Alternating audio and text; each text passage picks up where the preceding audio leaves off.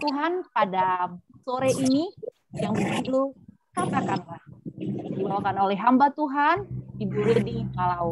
Sebelum kita memulai seminar ini, firman Tuhan ini, kita terlebih dahulu mengawalinya dalam doa, dipimpin oleh Ibu Jailin dari Sabah. Kepada Ibu Jailin dipersilakan.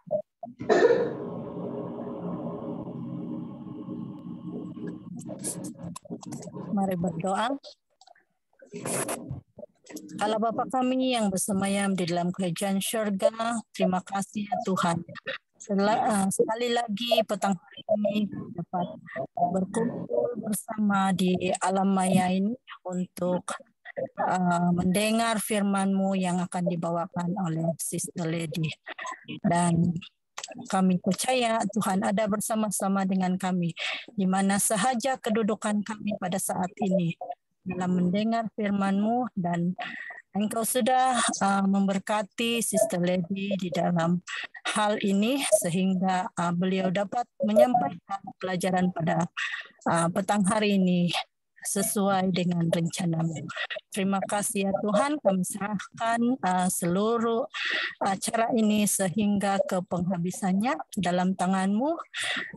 Keadaan cuaca, keadaan kesehatan kami semua, dan apapun yang ada di sekeliling kami serahkan kepada Engkau untuk agar kami semua, agar acara ini dapat berjalan dengan lancar sesuai dengan kehendak-Mu. Dan terlebih lagi Roh Kudus masuklah ke dalam hati dan pikiran kami masing-masing agar kami dapat dipimpin untuk terus merenung firman-Mu dan untuk rindu terus mendekat kepada-Mu. Terima kasih ya Tuhan, karena Engkau mendengar doa ini, kami serahkan semua ini ke dalam tangan-Mu melalui Yesus Kristus yang sudah menyelamatkan kami semua. Amin. Amin. Oke. Amin. Langsung kita serahkan ke Ibu Lady Malau. Dipersilahkan. Oke, puji Tuhan, pelajaran kita pada sore hari ini tidak terlalu luas cakupannya, tetapi beberapa minggu yang lalu saya melihat atau mengajar anak-anak saya dari buku Yohanes pasal yang ke-9. Dari buku Yohanes pasal yang ke-9. Dan ketika saya mempelajari buku Yohanes ini, saya sudah merencanakan satu penjelasan untuk saya berikan kepada anak-anak saya. Tetapi ketika pada hari Sabat, karena biasanya saya membacakan Alkitab untuk pelajaran sekolah Sabat anak-anak saya. Ketika jam sekolah Sabat anak-anak, saya membacakan Yohanes pasal yang ke-9 ini. Apa yang sudah saya rencanakan, apa yang sudah saya pelajari, beda dengan yang keluar dari mulut saya. Dan waktu itu saya sampai kaget dengan penjelasan yang saya berikan kepada anak-anak saya. Saya seperti mendengar dari seseorang dan saya tidak merasa bahwa saya yang berkata-kata. Dan waktu itu saya berhenti di ayat yang ke-14, Yohanes pasal yang ke-9 ayat yang ke-14. Saya berhenti di sana dan seperti ada sesuatu yang baru yang saya terima, yang saya pelajari dari buku Yohanes ini. Kemudian saya pelajari ulang. Saya selesaikan sekolah Sabat anak-anak dan saya dalami lagi Yohanes ini dan saya buka lagi Alkitab mulai dari kitab Yesaya, Matius, Yeremia, Yehezkiel, Lukas, Markus sampai buku Yohanes. Saya periksa semuanya dan saya terkejut dengan satu kebenaran yang Tuhan singkapkan kepada saya. Pada saat ini, Saya mau kita sama-sama belajar. Apa sebabnya? Apa sebabnya orang Yahudi menolak Yesus? Jangan sampai saya mengulangi cerita yang sama seperti yang sudah terjadi pada zaman Yesus hidup.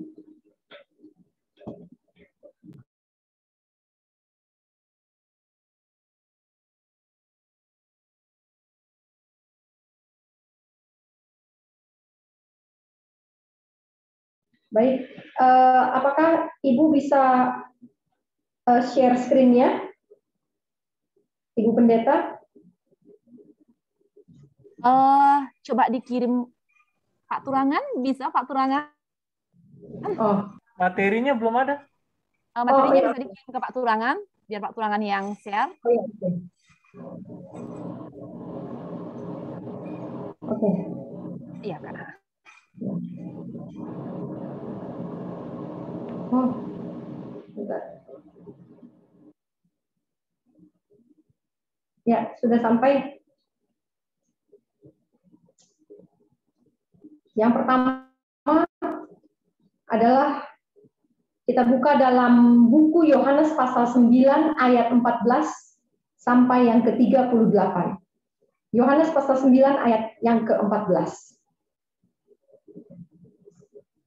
Yohanes pasal 9 ini bercerita tentang seorang yang buta dari lahir. Saudara-saudara, Bapak Ibu sekalian, orang sakit itu sudah sangat memalukan dan aib buat seorang Yahudi. Apalagi orang yang cacat sejak dari mulai dia lahir. Menurut kepercayaan orang Yahudi, cacat bawaan dari lahir adalah akibat dosa turun-temurun. Dan anak yang dilahirkan cacat adalah anak yang terkutuk. Suatu kali Yesus bertemu dengan seorang yang buta dari lahirnya. Dan waktu itu singkat cerita akhirnya Yesus mengaduk tanah dan memelekkan mata orang itu. Walaupun hari itu adalah hari Sabat. Karena terjadi satu mujizat, orang-orang Farisi pun mulai gelisah. Karena orang yang buta ini pergi ke kampungnya, ke rumahnya, kembali ke orang tuanya, dan semua orang terkejut karena orang yang buta ini sudah melihat. Seketika itu juga orang-orang Farisi bertanya kepadanya. Saya bisa bayangkan bahwa orang Farisi ini tidak datang dari rumahnya masing-masing. Mereka memang ada di sekitar Yesus untuk menangkap. Siapa tahu Yesus melakukan pelanggaran yang bisa digunakan untuk menghukum dirinya. Sehingga ketika orang buta ini disembuhkan, orang-orang Farisi memang sudah ada di situ. Dan dia bertanya, bagaimana matamu bisa sembuh? Lalu orang buta ini kasih tahu proses kesembuhannya. Dia mengoleskan adukan tanah pada mataku, lalu aku membasuh diriku dan sekarang aku bisa melihat. Slide sebelumnya Pak, masih ayat 15 Pak. Dia menceritakan proses kesembuhan, bagaimana Yesus menyembuhkan matanya yang buta sejak lahir. Slide berikutnya. Kemudian orang-orang Farisi dia melihat dan dia katakan, orang yang menyembuhkan kamu itu pasti bukan dari Tuhan. Karena tidak mungkin Tuhan bekerja melalui orang yang melanggar hari Sabat, melanggar hukum Taurat. Menurut mereka hari Sabat itu jauh lebih penting dari apapun juga, bahkan dari nyawa manusia sekalipun. Kemudian orang yang lain bilang kalau Yesus itu orang yang berdosa dan melanggar hukum Taurat, bagaimana mungkin bisa melakukan mujizat yang begitu spektakuler. Maka mulailah sesama orang Farisi ini saling bertentangan. Dan ketika mereka tidak menemukan titik temu, yang satu bilang bahwa Yesus itu berasal dari setan karena dia melanggar hari Sabat. Yang sebagian lagi orang bilang bahwa Yesus itu berasal dari Tuhan karena hasil yang dilakukannya adalah luar biasa. Yang satu berpatokan kepada hukum yang tertulis dan yang lain berpatokan kepada bukti-bukti pekerjaan Yesus. Kemudian karena mereka tidak ketemu, slide selanjutnya di ayat yang ke-17, mari kita tanya kepada orang yang buta tadi. Lalu mereka bertanya, orang Farisi ini bertanya, menurut kamu, siapa dia? Siapa orang yang sudah memelekkan matamu itu? Lalu orang buta tadi, karena dia seumur hidup buta, saya bisa bayangkan dia pun seumur hidup tidak pernah kenal dengan yang namanya hukum. Tidak pernah baca kitab Taurat. Dan dia tidak pernah tahu apa bukti-bukti di dalam kitab Taurat, kitab suci, nubuatan, dan kitab nabi-nabi.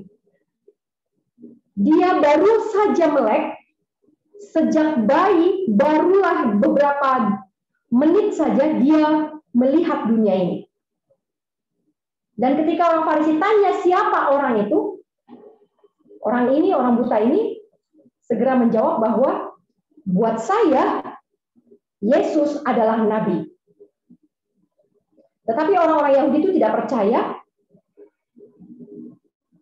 karena dia buta dan baru saja bisa melihat lagi. Akhirnya mereka memanggil orang tuanya. Ya. Anak yang buta tadi dengan jelas, dengan lantang, dengan pasti menjawab bahwa Yesus adalah nabi. Orang-orang Yahudi tidak suka dengan jawaban itu. Tapi mereka tidak bisa menuntut orang buta ini. Karena apa? Karena orang buta ini seumur hidupnya tidak pernah tahu tentang kitab nabi-nabi. Kemudian mereka naik banding kepada orang tuanya. Orang tuanya tidak buta. Orang tuanya tidak buta, dan orang-orang Yahudi tahu bahwa orang tua dari anak yang buta ini pernah ataupun bisa mempelajari dari buku Musa. Sehingga mereka bertanya kepada orang tuanya, bagaimana anakmu bisa melek?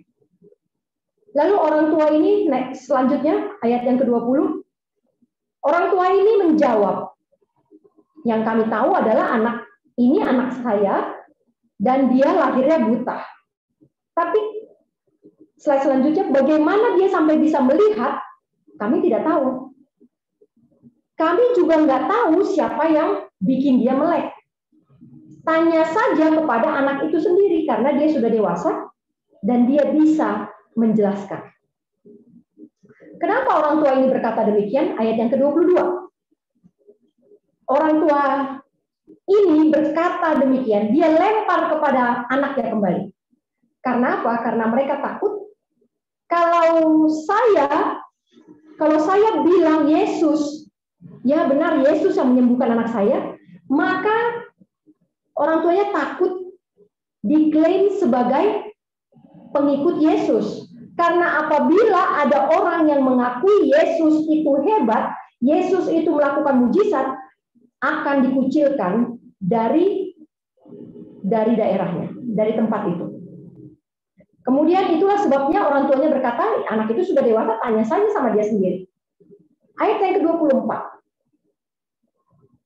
Lalu dipanggil lagi anak ini.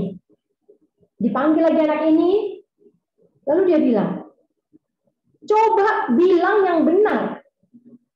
Coba bilang yang benar, bahwa orang itu orang berdosa, maksudnya Yesus. Jadi orang-orang Yahudi tadinya bertanya, apa pendapatmu, apa opinimu tentang Yesus? Tapi ketika dia mengatakan bahwa Yesus itu nabi, mereka tidak suka, Dan mereka memaksa anak itu untuk mengakui, memberi kesaksian bahwa Yesus adalah orang berdosa. Tetapi anak yang buta tadi, yang sudah melek tadi, dia bilang bahwa dia tidak pernah tahu apakah Yesus pernah lakukan dosa atau tidak. Ya benar, karena dia tidak pernah kenal Yesus dan dia tidak pernah lihat, bahkan dia nggak lihat orang-orang yang lain pun dia nggak tahu apakah berdosa atau tidak. Apalagi Yesus, dia tidak pernah lihat, dia tidak pernah tahu tentang Yesus, dia tidak pernah kenal tentang Yesus. Tapi satu hal yang saya tahu katanya, bahwa tadinya saya buta, sekarang saya melihat. Ayat yang ke-26. Ditanya lagi, bagaimana dia memelekkan matamu? Orang buta tadi semakin kesal dengan pertanyaan itu, dan dikatakan, tadi saya sudah tanya bagaimana Yesus menyembuhkan mata saya. Saya sudah katakan, tapi kamu tidak mendengarkan. Kenapa sekarang ulang-ulang lagi? Jangan-jangan kamu mau jadi muridnya. Ayat yang ke-28, orang-orang Yahudi mengejek anak ini dan berkata, kamu murid Yesus, tapi saya ini murid Musa. Musa itu menerima firman dari Allah. Tetapi Yesus itu kami tidak tahu dari mana dia datang. Gantian sekarang orang buta yang bingung. Kenapa kau bilang kau tidak tahu dari mana Yesus datang? Kau kan melek. Saya saja yang buta, saya tahu bahwa Yesus itu datang dari Tuhan. Aneh juga, makanya katanya, aneh juga kamu tidak tahu dari mana Yesus datang. Dan orang buta ini juga katakan bahwa Tuhan tidak pernah mendengar orang-orang berdosa. Jadi ternyata walaupun dia tidak pernah baca Alkitab dari kecil, tetapi dia punya satu iman, punya satu pengetahuan bahwa tidak mungkin Tuhan mendengarkan orang yang berdosa. Dan tidak mungkin orang yang berdosa bisa melakukan mujizat. Hanya orang yang salah yang bisa melakukan mujizat. Dan dari dulu sampai sekarang tidak pernah terdengar ada orang yang bisa menyembuhkan mata orang yang buta dari lahir. Dan anak ini yang tadinya buta menjadi melek, dia katakan, kalau Yesus itu bukan dari Tuhan, pasti dia nggak bisa bikin yang seperti ini. Dia berusaha meyakinkan bahwa Yesus itu adalah utusan dari Allah. Tetapi orang Yahudi mengusir dia keluar. Karena apa? Dengan katakan, kau ini lahir dalam dosa. Kau ini anak terkutuk. Berani-beraninya kau mau mengajar kami. Kau itu seumur hidup belum pernah baca. Baca Alkitab, baca hukum, baca kitab nubuatan, kitab nabi-nabi. Tapi berani-beraninya kau mau menjelaskan tentang Tuhan dan pekerjaannya. Lalu orang ini pun yang tadinya buta ini diusir keluar. Setelah diusir keluar, ayat yang ke-35, Yesus bertemu dengan dia. Mungkin Yesus melihat semua bentuk percakapan ini. Mungkin Yesus mendengar bagaimana orang yang buta ini mati-matian untuk membela Yesus, bahwa Yesus itu adalah orang saleh dan utusan Tuhan. Yesus melihat bagaimana dia berusaha meyakinkan. Yesus melihat bahwa orang yang buta ini tidak cari aman seperti orang tuanya. Orang tuanya cari aman. Orang tuanya nggak mau memberikan kredit kepada Yesus. Padahal mereka bersyukur anaknya sudah melek.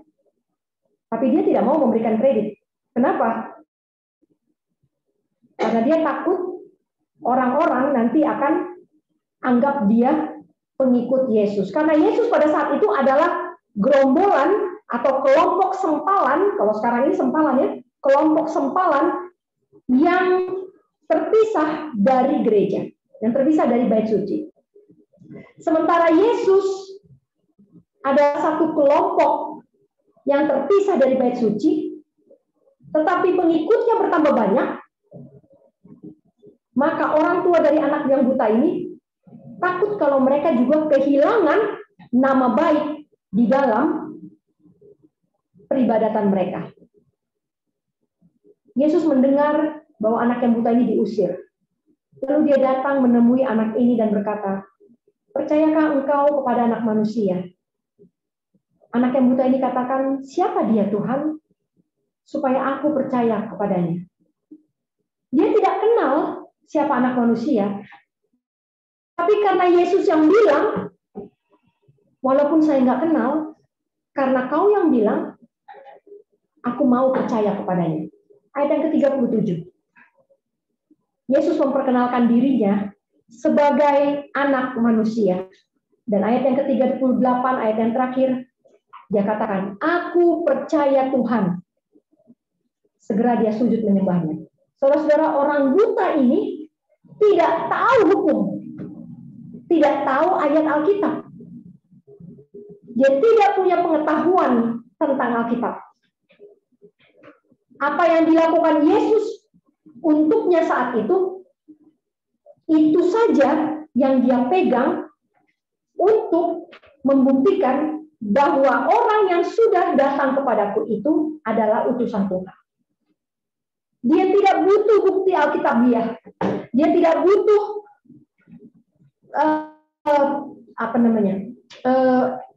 dukungan dari tokoh-tokoh rohani di Yerusalem. Dia tidak butuh itu semua. Dia tidak takut kalau dia dianggap sebagai pengikut Yesus, aliran sesat. Dia tidak takut. Karena apa yang dilakukan Yesus kepada dirinya. Itu cukup buatnya. Bukti yang satu itu cukup buatnya. Walaupun seumur hidup, dia tidak pernah mengenal tentang kebenaran. Saudara-saudaraku, itu adalah orang yang buta. Orang yang buta tidak butuh bukti. Ketika dia melihat, dia percaya apa yang ada di depannya. Slide selanjutnya. Kita buka Alkitab kita di dalam Matius 22. Matius 22 ayat yang ke-15.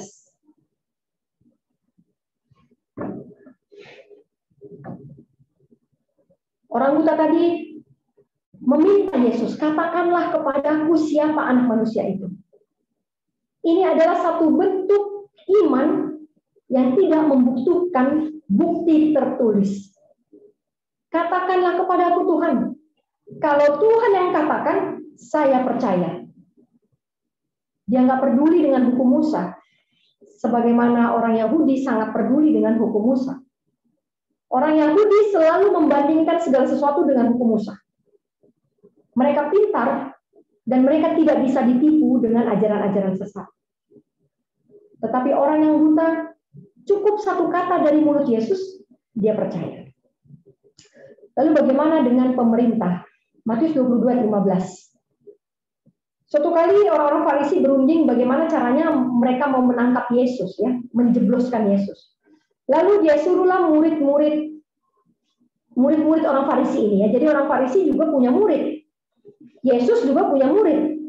Nah, orang Farisi menyuruh murid-muridnya pergi bersama utusan-utusan Herodian. Herodian ini adalah penguasa di Yudea pada saat itu.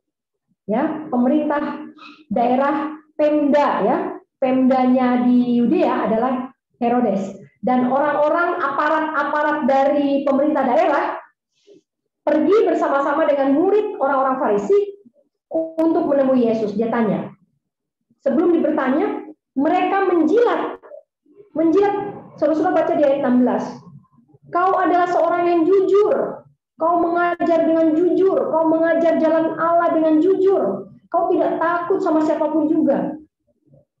Kau tidak cari muka. Apakah benar? Ya benar. Tetapi setelah itu ayat yang ke-17. Ayat yang ke-17 dikatakan, setelah memuji-muji Yesus, mereka berkata, apakah boleh bayar pajak kepada kaisar atau tidak? Mereka mengajak aparat Pemda bersama dengan mereka. Supaya apa? Supaya ketika Yesus jawab boleh, maka orang Farisi yang akan menghukum mereka, menghukum Yesus. Ketika Yesus bilang tidak boleh bayar pajak kepada Roma, karena Roma itu orang kafir, maka aparat-aparat dari pemerintah daerah akan menghukum Yesus. Jadi apapun jawaban Yesus, ini pasti salah. Tetapi Yesus sangat bijak, dia tahu kejahatan itu. Dia tahu persekongkolan mereka. Lalu dia minta dibawakan satu mata uang dinar. Ayat 19, ayat yang ke-20. Dikatakan, gambar siapa yang ada di dalam tulisan ini? Yang ada di dalam mata uang ini? Lalu mereka bilang, oh ini gambarnya kaisar dan tulisannya kaisar. Dan Yesus bilang apa? Berikanlah kepada kaisar apa yang wajib kau berikan kepada kaisar, dan berikan juga kepada Allah apa yang wajib kamu berikan kepada Allah. Mendengar itu mereka heran, meninggalkan Yesus lalu pergi. Apakah mereka memuji Yesus lagi? Tidak. Mereka menuntut satu ucapan dari Yesus. Sama seperti orang buta yang tadi. Orang buta yang tadi menuntut satu ucapan dari Yesus.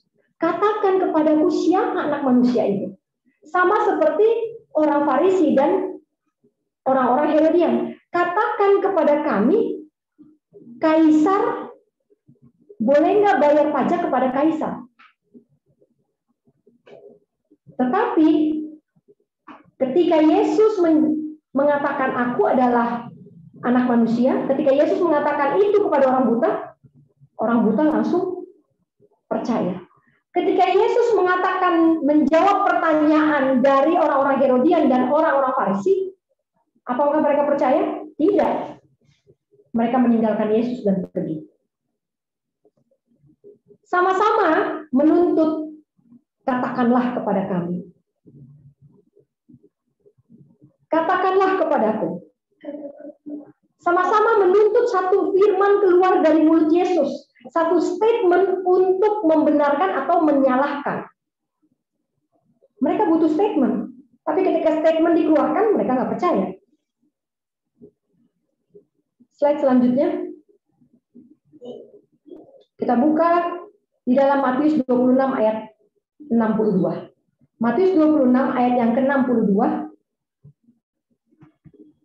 Firman Tuhan mengatakan, ketika itu imam besar berdiri. Ini adalah pada waktu Yesus ditangkap ya. Imam besar berdiri dan setelah tuduhan-tuduhan dilontarkan kepada Yesus, mereka bingung. Ya. Dan juga imam besar Kayafas bingung. Kenapa Yesus dituduh 1, 2, 3, bla bla bla bla bla, semua diberi tuduhan kepadanya, tapi dia diam saja. Lalu imam besar ini tanya, kenapa kau tidak kasih jawaban terhadap tuduhan-tuduhan itu? Imam besar tuh pengen sesuatu keluar dari mulut Yesus. Katakanlah, berikanlah pernyataan. Entah itu sangkalan, pembelaan diri, atau pembenaran, atau persetujuan, atau penolakan. Katakanlah. Imam besar menuntut satu pernyataan keluar dari mulut Yesus. Tapi Yesus tetap diam. Dan akhirnya imam besar itu membentak ya, dengan kata-kata, demi Tuhan yang hidup, katakanlah kepada kami, apakah engkau ini Mesias, anak Allah atau tidak. Dia nggak tahan lagi. Dia minta statement dari mulut Yesus, katakanlah kepada kami, kamu itu Mesias atau enggak. Sama seperti orang buta tadi, katakanlah kepadaku Tuhan, siapa anak manusia itu. Sama seperti orang-orang Herodian dan orang-orang Farisi, katakanlah apakah boleh membayar pajak atau tidak. Ayat 64. Yesus berkata, aku sudah mengatakannya, akan tetapi aku berkata kepadamu, mulai sekarang kamu akan melihat Anak Manusia duduk di sebelah kanan yang Maha Kuasa dan datang di atas awan-awan di langit. Dia akhirnya mengatakan bahwa ya benar, saya adalah anak Allah. Anak manusia itu sama seperti orang buta yang menuntut katakanlah siapa anak manusia itu. Yesus juga memberikan pernyataan yang sama kepada imam besar, akulah anak manusia itu. Tapi apa yang terjadi? Ayat 65. Ayat 65 katakan, imam besar itu mengoyakkan pakaiannya dan berkata, dia menghujat Tuhan. Kita tidak perlu saksi lagi. Sudah pasti orang ini menghujat Tuhan. Saudara-saudara lihat, dia ingin statement dari mulut Yesus. Slide selanjutnya, dia ingin pernyataan dari mulut Yesus. Tetapi setelah Yesus katakan pernyataannya, apa yang terjadi ayat 66? Yesus dihukum mati. Yesus diludahi. Yesus ditinju dan dipukul. Berbeda dengan orang buta yang pertama tadi.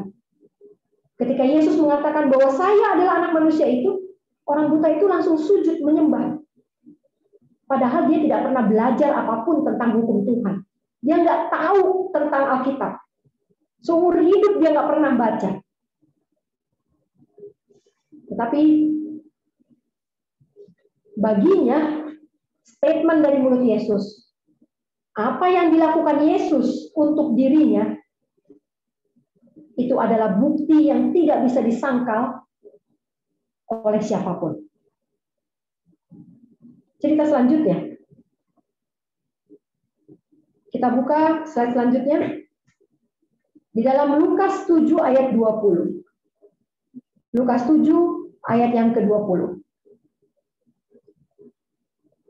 Ada satu orang lagi yang meminta statement dari Yesus, yaitu Yohanes Pembaptis. Saat itu Yohanes Pembaptis sudah dipenjara dan siap untuk dihukum mati. Tetapi sebelum dia dihukum mati, dia mengutus seseorang untuk datang kepada Yesus untuk bertanya kepada Yesus, engkaukah Mesias itu ataukah kami harus menantikan Mesias yang lain? Pada saat itu Yesus menyembuhkan banyak orang, menyembuhkan banyak penyakit, menyembuhkan banyak penderitaan, mengusir banyak roh-roh jahat, memelekkan mata banyak orang buta yang bukan hanya satu ya, orang buta hanya beberapa orang buta yang diceritakan dalam kitab Injil, tetapi sebenarnya ada banyak orang buta yang disembuhkan oleh Yesus. Dan Yesus menjawab kepada utusan Yohanes Pembaptis, katanya, katakanlah kepada kami, apakah engkau ini Mesias? Dan Yesus menjawab, pergilah, katakan kepada Yohanes apa yang kamu lihat dan kamu dengar. Orang buta melihat, orang lumpuh berjalan, orang kusta menjadi tahir, orang tuli mendengar, orang mati dibangkitkan, dan orang miskin mendengar kabar baik. Berbahagialah orang yang tidak kecewa dan tidak menolak aku. Apa yang Yesus katakan kepada utusan Yohanes?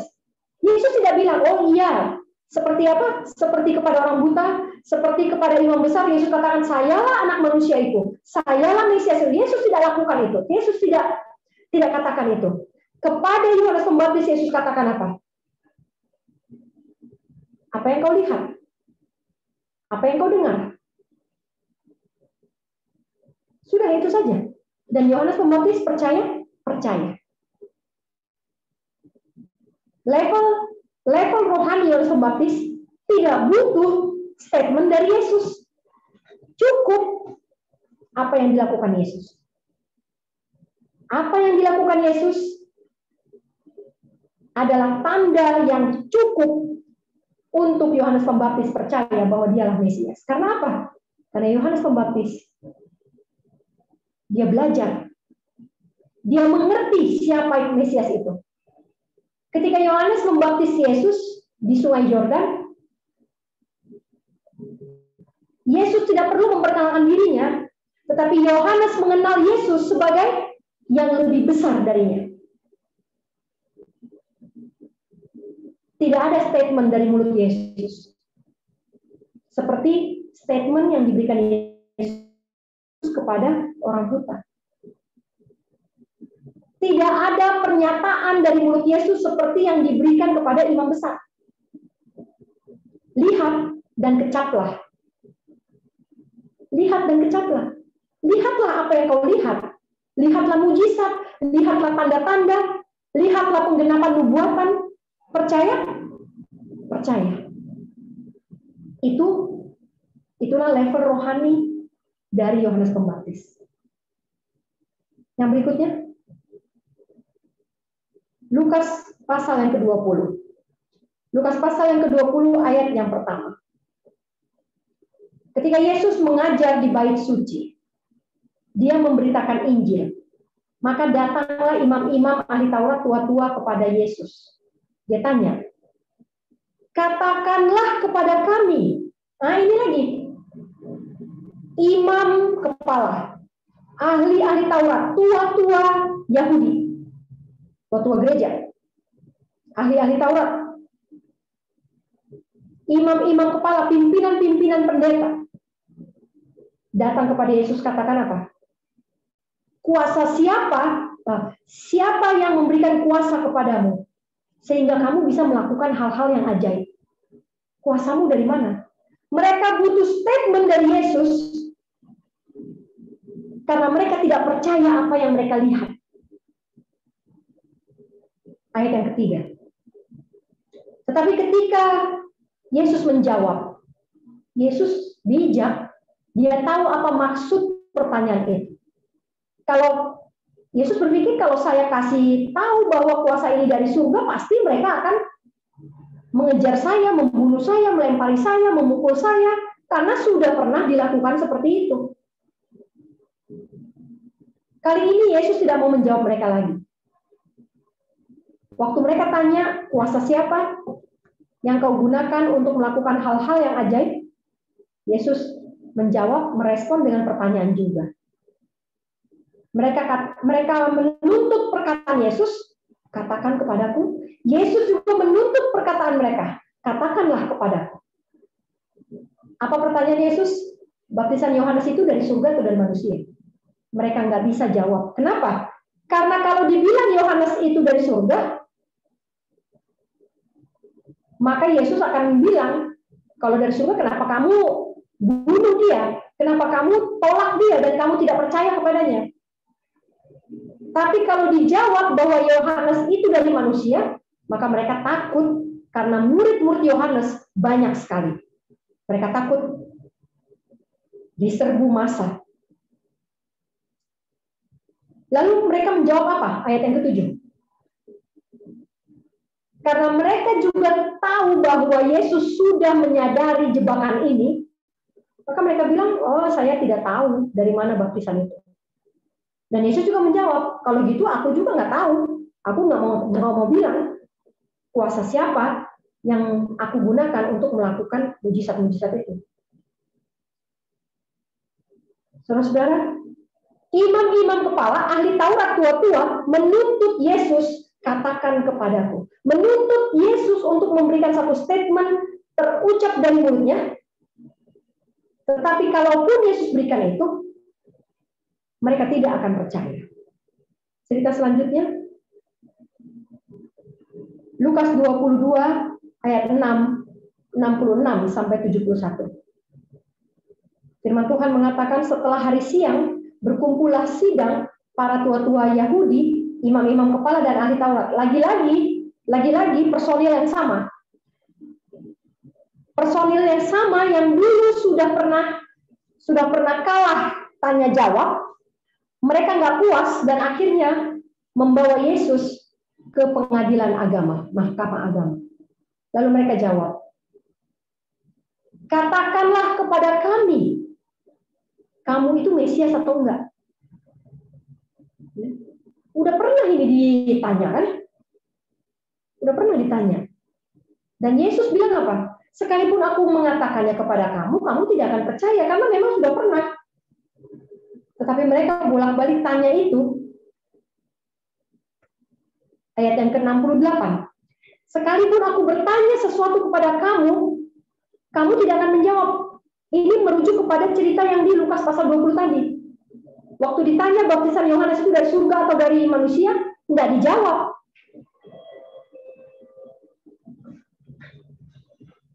Dan akhirnya Yesus mengklaim dirinya. Apa itu? Apa itu?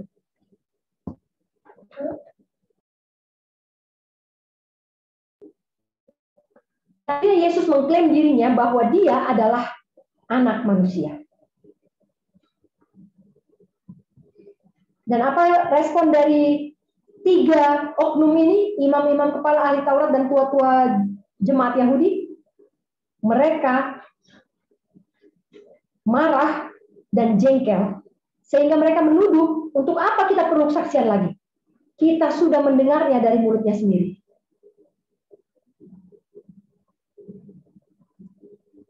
Slide selanjutnya. Yohanes pasal yang ke-10, ayat yang ke-24.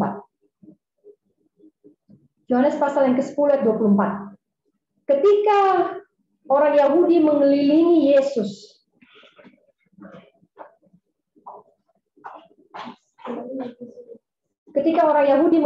Yesus, dan berkata kepadanya, berapa lama lagi kau biarkan kami bingung? Kau ini Mesias atau bukan? Terus teranglah kepada kami. Yesus sudah lelah dengan pertanyaan ini. Orang-orang Yahudi menuntut statement dari mulut Yesus. Mereka tidak mau percaya dengan tanda-tanda yang sudah terjadi. Mereka butuh satu pernyataan yang resmi dari mulut Yesus.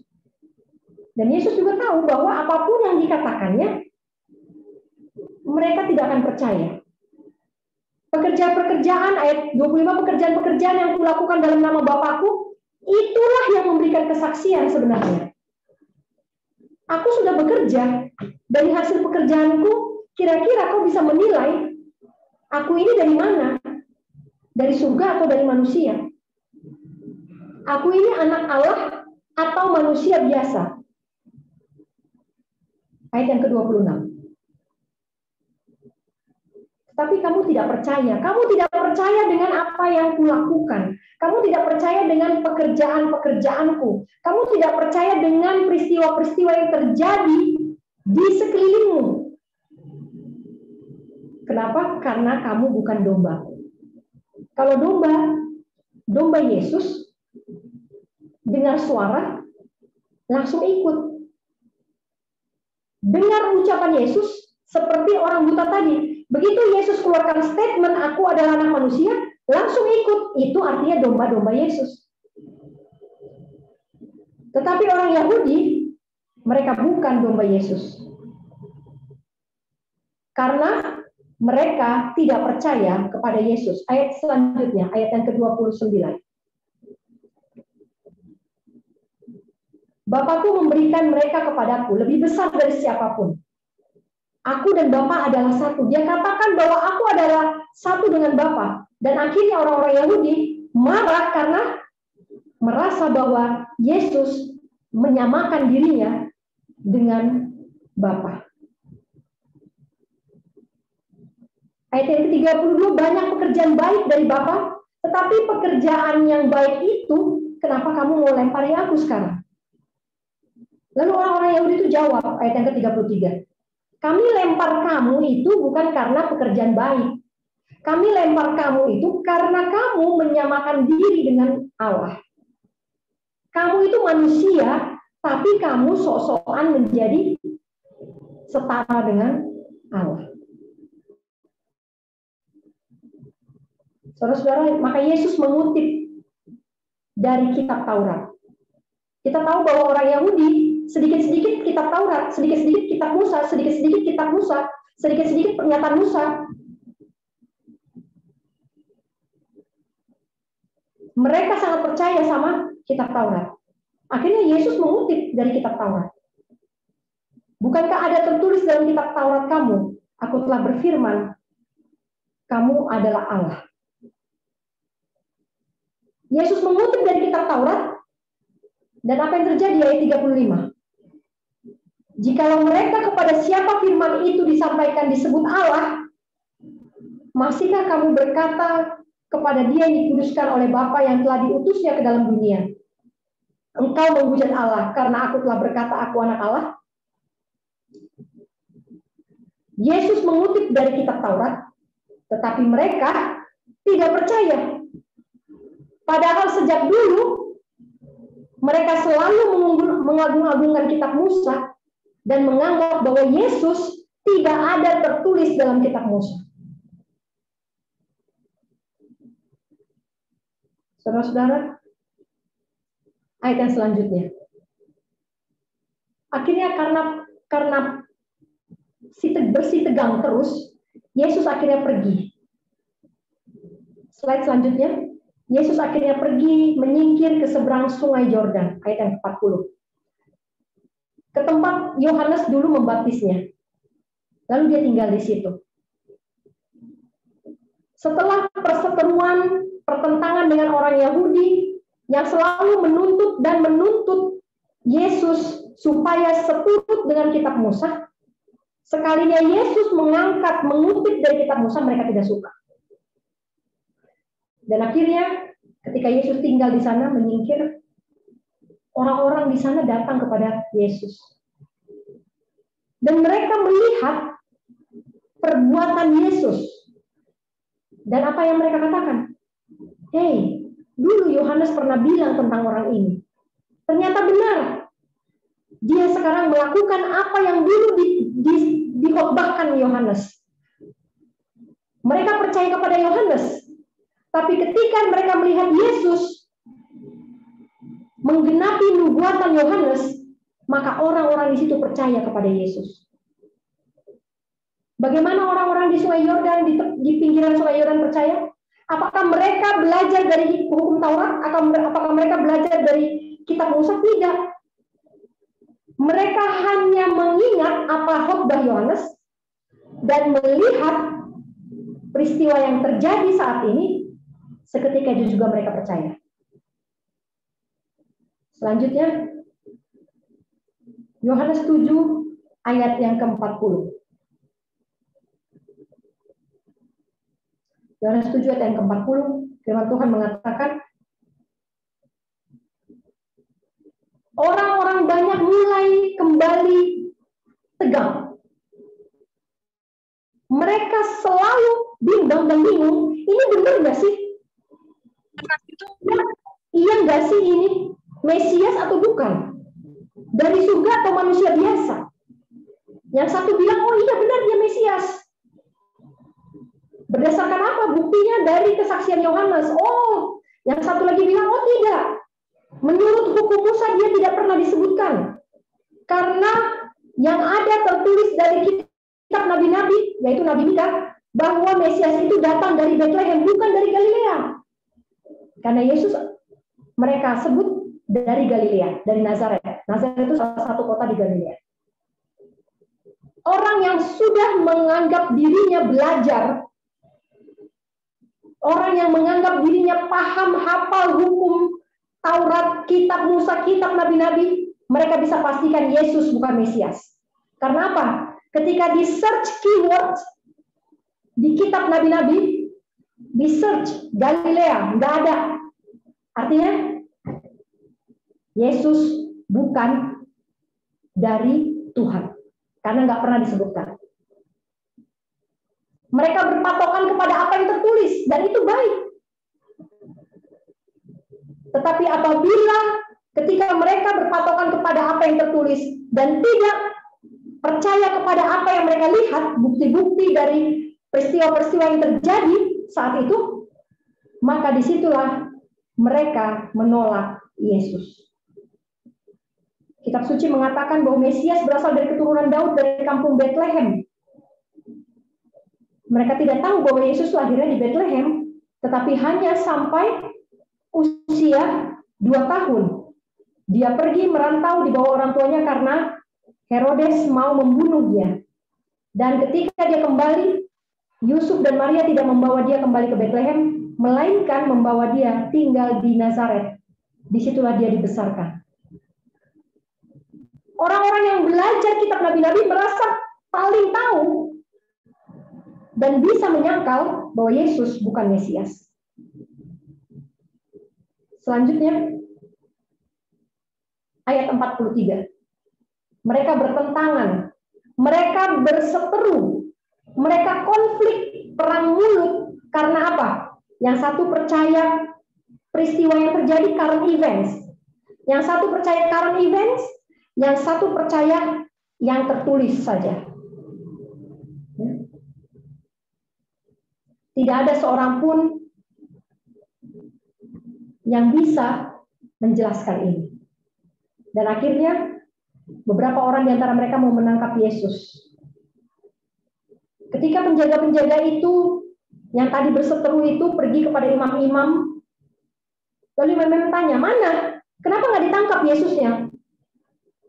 Kalian itu diutus untuk menangkap Yesus. Kenapa nggak ditangkap? Lalu penjaga-penjaga itu bilang, wah, kami nggak berani nangkap dia. Ayat 46. Karena belum pernah ada manusia biasa berkata seperti itu. Belum pernah ada manusia berkata seperti itu. Lalu orang Farisi bilang, jangan-jangan kamu juga udah ikutan dia ya? Kamu juga udah sama sesatnya. Udah sama-sama kamu ikut aliran sesat. Itu yang dikatakan orang Farisi kepada penjaga-penjaga itu. Lalu orang-orang Farisi juga teriak, jangan-jangan di pemimpin-pemimpin, jangan-jangan orang Farisi juga sudah percaya kepada aliran sesat, ajaran sesat Yesus.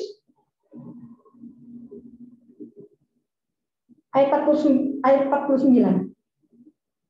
Mereka menganggap, ini statement yang paling berbahaya. Orang Farisi menganggap apa? Orang banyak ini tidak kenal hukum Taurat. Makanya mereka percaya kepada Yesus karena apa? Karena mereka nggak tahu hukum Taurat, nggak tahu kitab nabi-nabi, nggak tahu kitab Musa, nggak ngerti, hanya belajar, hanya dengar-dengar, hanya lihat apa yang Yesus lakukan. Makanya ketipu. Tapi ada seorang Farisi bernama Nikodemus. Orang yang datang kepada Yesus di waktu hari gelap untuk belajar. Dia katakan bahwa kita yang tahu hukum Taurat, kenapa kita menghakimi orang sebelum mendengar dan mengetahui apa yang sudah dibuatnya? Oh, orang Farisi dengar ini, mereka menganggap bahwa Nikodemus juga mendukung Yesus. Maka dia tanya, jangan-jangan kamu juga jangan-jangan mendukung dia. Jangan-jangan kamu satu kampung sama dia. Coba kau selidiki kitab suci. Coba kau search. Kalau sekarang ya electronic Bible. So coba kau search Alkitab elektronik. Search keywords-nya Galilea. Ada nggak Nabi Galilea? Nggak ada. Jangankan Nabi. Galilea itu tidak pernah masuk di dalam nubuatan kitab para nabi. Mereka hanya percaya apa? Apa yang tertulis. Kalau nggak ditulis, mata mereka tidak bisa melihat apa yang penting pada zaman itu. Ayat yang ke-52. Ayat yang ke-53 terakhir, mereka sendiri akhirnya pulang ke rumahnya. Matius 21. Matius 21 ayat yang ke-9 sampai 16. Ketika itu banyak orang mengatakan inilah Nabi Yesus dari Nazaret. Dan anak-anak berseru, Hosana bagi Daud, Hosana bagi anak Daud, diberkatilah dia yang datang dalam nama Tuhan, Hosana di tempat yang maha tinggi. Semua orang berjalan di depan Yesus dan mengikuti Yesus dari belakang, berteriak memuji Yesus sebagai anak Daud. Waktu Yesus diarak masuk ke Yerusalem, seluruh kota Yerusalem gempar karena arak-arakan yang heboh ini. Orang-orang tanya, ada apa, siapa dia? Kenapa dia diarak-arak, siapa itu? Dan orang banyak yang percaya bahwa Yesus ini adalah seorang nabi. Mereka katakan, inilah Nabi Yesus dari Nazaret. Saudara-saudara, ketika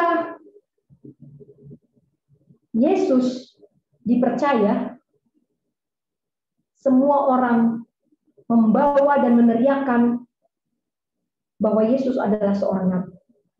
Tetapi bagaimana ketika Yesus masuk ke dalam bait Allah, menghalau semua orang yang jual beli di dalam bait Allah, membalikkan semua meja-meja penukar uang,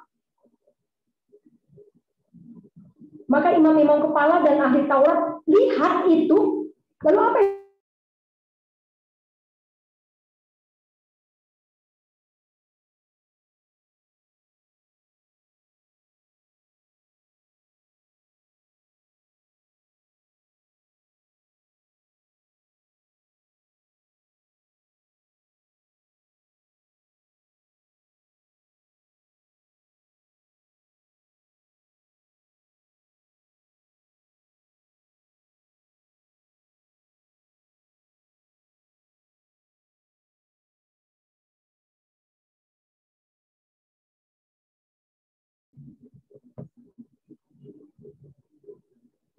dan pada waktu orang-orang Farisi, imam-imam kepala, ahli-ahli Taurat jengkel mendengar puji-pujian itu, Yesus mengangkat satu ayat dari kitab Daud, yaitu Mazmur 8 ayat 2. Kitab Daud juga salah satu kitab yang mereka puja-puji, ya.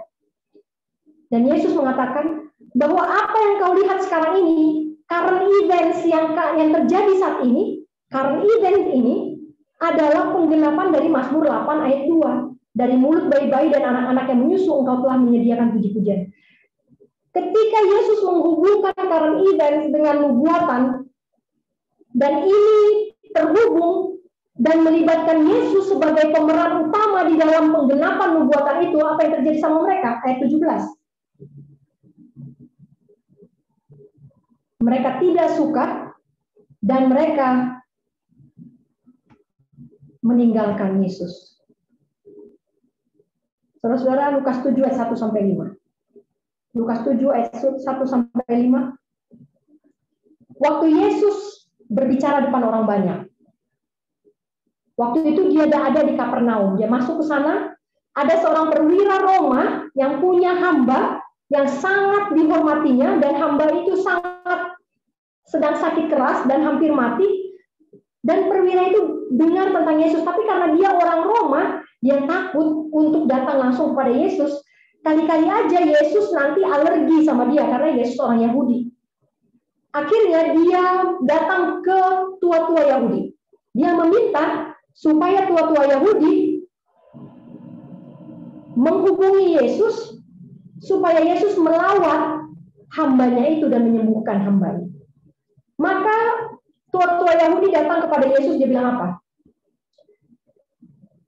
Yesus, mereka meminta dengan sangat. Ini Alkitab katakan, ya, Lukas 7 ayat 4 katakan, mereka datang kepada Yesus dan dengan sangat mereka meminta pertolongannya. Katanya, perwira Roma ini layak engkau tolong. Karena dia mengasihi bangsa kita, dia donatur pembangunan rumah ibadat. Jadi dia ini layak ditolong. Saudara-saudara, cerita yang sebelumnya, tua-tua Yahudi ini tidak percaya akan mujizat yang Yesus lakukan. Tetapi ketika ada keuntungan untuk mereka, mereka minta Yesus untuk melakukan mujizat. Artinya mereka tahu Yesus bisa melakukan mujizat. Mereka percaya Yesus bisa melakukan mujizat. Hanya karena kalau ada keuntungan buat mereka. Selanjutnya, kesimpulan pelajaran kita. Kita satu-satu aja, Pak. Satu-satu aja. Orang buta melihat current events percaya. Mereka orang buta percaya ketika dia matanya terbuka dan melihat peristiwa yang terjadi di depan matanya. Dia tidak tahu apa yang tertulis. Dia nggak punya background pendidikan rohani. Apa yang dilihat di matanya, dia percaya itu. Saudara-saudara, sekarang ini banyak orang tertarik untuk membicarakan current events, peristiwa-peristiwa yang sedang terjadi, yang sedang booming, yang sedang hits, dan lebih suka menjadi percaya karena current events. Ketika dibicarakan tentang pendamaian, ketika dibicarakan tentang keimamatan Yesus, ketika dibicarakan tentang 2300 petang dan pagi, sulit untuk percaya. Tapi ketika bicara tentang Jesuit, Freemason, langsung percaya, berangkat country living, bikin rumah, tinggalkan pekerjaan. Karena current events. Agenda Jesuit, Freemason, ini yang bisa, yang sangat menyentuh komitmen mereka untuk mengikut Yesus. Saudara-saudara, apabila kita seperti ini, bertobatlah. Itu artinya kita orang buta, orang yang baru melihat, baru melek, yang dari lahir nggak pernah baca firman Tuhan, nggak pernah tahu dan belajar tentang firman Tuhan. Saudara-saudara, buat orang Advent harusnya tidak menjadi percaya karena current events. Tetapi buat saudara-saudara kita yang di luar, yang tidak punya terang sebesar yang dimiliki orang Advent. Mereka percaya ketika vaksin, ketika lockdown, ya banyak saudara-saudara kita dari denominasi lain yang pergi tinggalkan kota. Inilah contoh penurutan dari orang yang buta. Selanjutnya, bagaimana dengan orang yang belajar? Saudara-saudara, ini juga punya kelemahan. Orang yang banyak belajar, dia melihat tapi nggak percaya, kecuali ada tertulis. Cari pernyataan yang mendukung opini mereka, tetapi tetap tidak menemukannya, dan ketika menemukannya nggak percaya juga. Orang-orang yang belajar, orang-orang yang Advent dari lahir, ketika melihat kejadian seperti ini pandemi, mereka akan cari di Alkitab, search kata pandemik, nggak ada. Sampai suntuk, sampai tua juga, nggak bakalan ketemu kata pandemik di dalam Alkitab. Dan ketika mereka tidak temukan itu, mereka bilang apa? Nggak ada itu. Ketika vaksin di mana-mana dibicarakan. Pertanyaan dari orang yang sudah belajar adalah, di mana ayat di Alkitab yang melarang vaksin? Saudara-saudara, jangan tanya ini, nggak bakal ada, nggak bakal ketemu. Mau search Alkitab pakai bahasa apapun juga, nggak bakalan ada di dalamnya tertulis kata vaksin. Bahwa vaksin dilarang. Inilah iman orang Farisi. Yang berikutnya.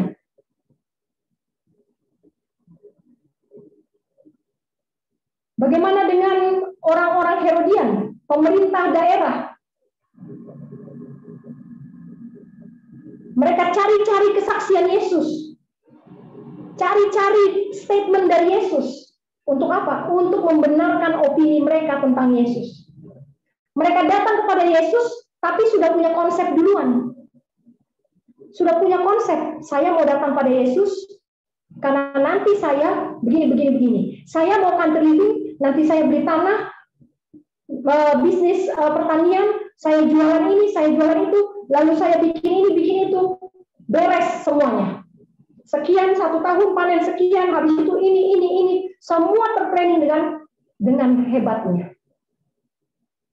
Datang kepada Yesus, tapi sudah membawa konsep dirinya sendiri. Saudara-saudara, ketika datang pada Yesus, ketika saya mencari kesaksian Yesus, jangan saya mencari karena saya sudah punya konsep dalam kepala saya. Tapi ketika saya mencari kesaksian Yesus, itu adalah karena saya mau dibentuk, mau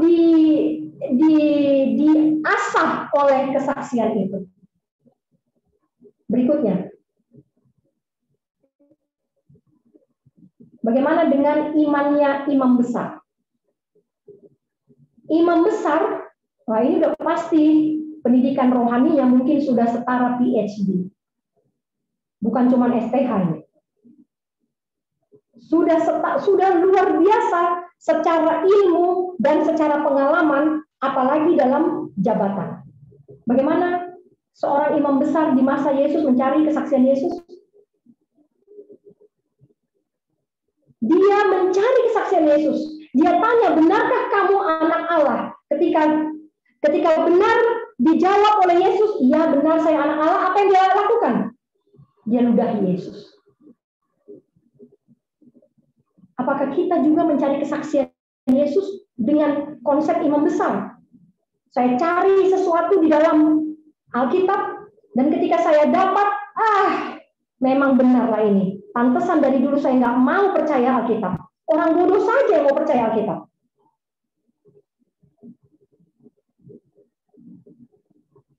Ini konsep imam besar. Yang berikutnya, bagaimana dengan Yohanes Pembaptis? Saudara-saudara, Yohanes Pembaptis punya iman dan pengetahuan yang murni. Yohanes Pembaptis sama seperti Yesus. Dia tidak pernah diajar oleh guru dunia. Yohanes Pembaptis belajar dari alam, mengenal penciptanya melalui alam. Saudara-saudara, Yohanes Pembaptis juga mencari kesaksian tentang Yesus. Sama seperti imam besar, sama seperti pemerintah orang-orang Herodian, sama seperti orang Farisi, sama seperti orang buta. Walaupun Yohanes Pembaptis seorang pembicara hebat yang sudah menobatkan ribuan orang, yang sudah membaptiskan juga banyak orang, tetapi dia juga masih mencari kesaksian tentang Yesus. Dan apakah dia butuh satu statement dari Yesus? Dia nggak butuh. Yesus hanya tunjukkan, ini loh pekerjaanku. What are you going to say? Ini pekerjaanku, kau mau bilang apa? Cara Yesus memberikan kesaksian tentang dirinya berbeda ketika berhadapan dengan Yohanes Pembaptis. Yesus hanya menunjukkan mujizatnya. Yesus tidak punya statement dari mulutnya seperti kepada orang buta, dia memberikan statement bahwa dia adalah anak manusia. Hasilnya apa? Yohanes Pembaptis percaya. Saudara-saudara, saya melihat dari semua tadi cerita yang tadi, contoh-contoh dalam Alkitab, harusnya kita, orang Advent, punya role model seperti Yohanes Pembaptis.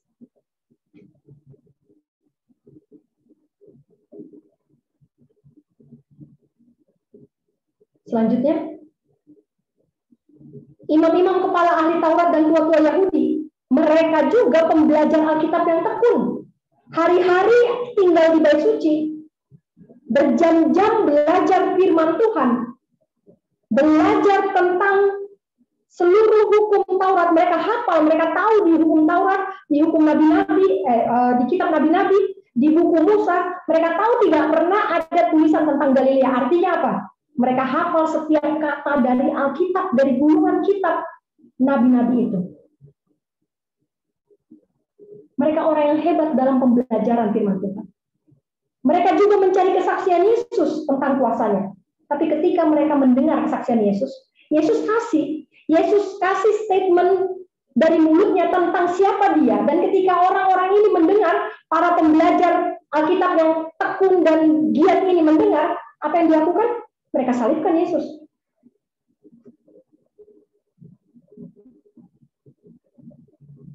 Mereka salibkan Yesus. Berikutnya.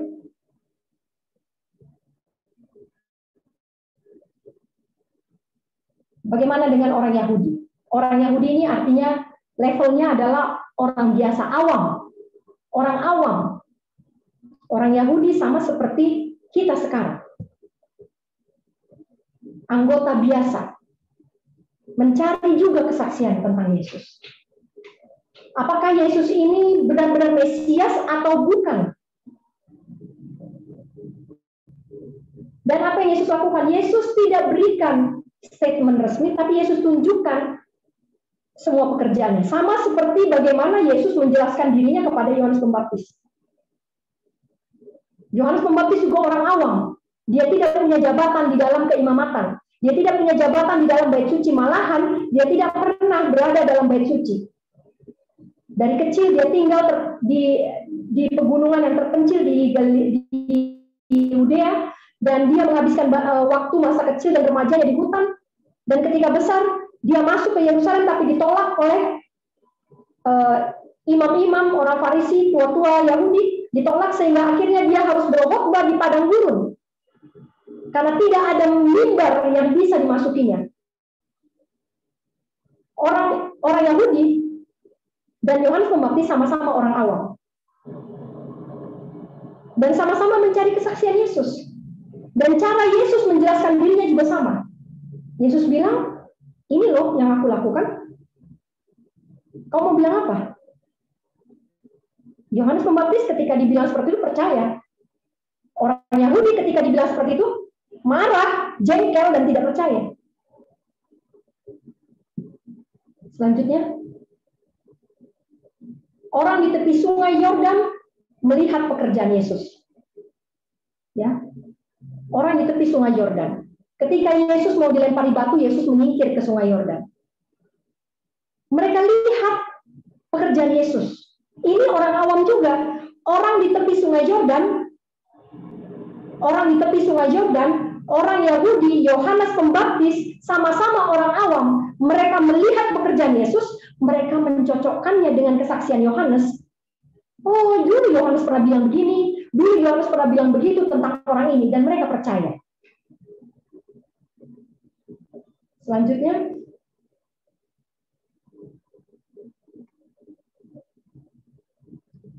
orang Yahudi melihat pekerjaan Yesus. Sama seperti orang awam tadi. Orang Yahudi melihat pekerjaan Yesus, lalu mereka mencocokkannya dengan hukum Taurat. Dan tidak percaya, kenapa? Karena tidak ada Galilea tertulis di dalam kitab nabi-nabi. Dan pada waktu itu, orang Yahudi menolak Yesus hanya karena tidak disebut kata Galilea di dalam gulungan kitab nabi-nabi.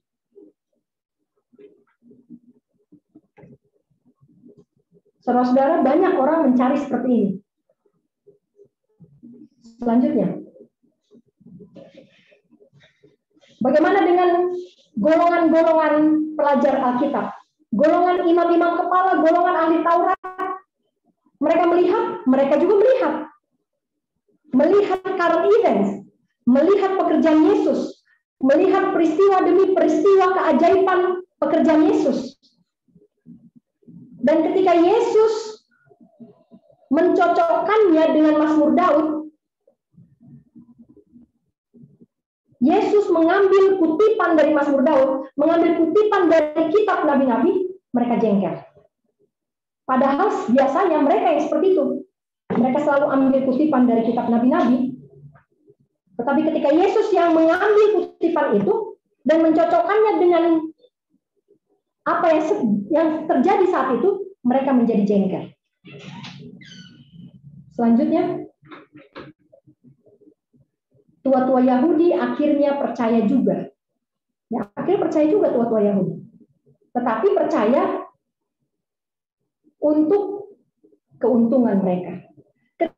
Ketika donatur yang besar sakit, maka mereka datang juga sama Yesus.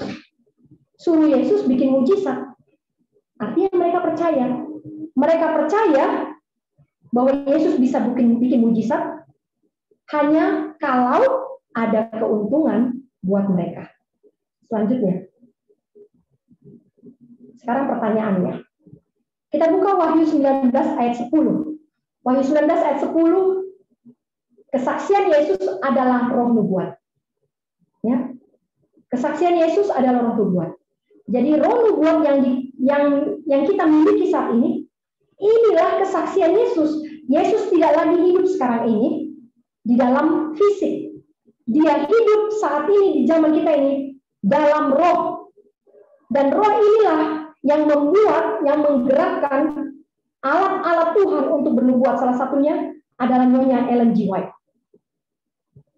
Roh inilah yang menggerakkan Nyonya White untuk memberi pengertian kepada otak-otak manusia yang sudah sangat menurun kemampuannya untuk memahami Alkitab. Saudara-saudara, kenapa harus ada roh nubuat di zaman akhir ini? Kenapa pada abad ke-18 Tuhan persiapkan seorang yang lemah, seorang yang tidak tamat kelas 4 SD untuk menulis terang yang kecil? Kenapa perlu terang kecil? Kenapa tidak cukup Alkitab saja? Saudara-saudara, sebenarnya Alkitab juga tidak perlu. Saya bisa katakan Alkitab tidak perlu. Karena Adam dan Hawa bisa menyembah Tuhan, bisa setia kepada Tuhan, padahal pada waktu itu tidak ada Alkitab di zaman Taman Eden.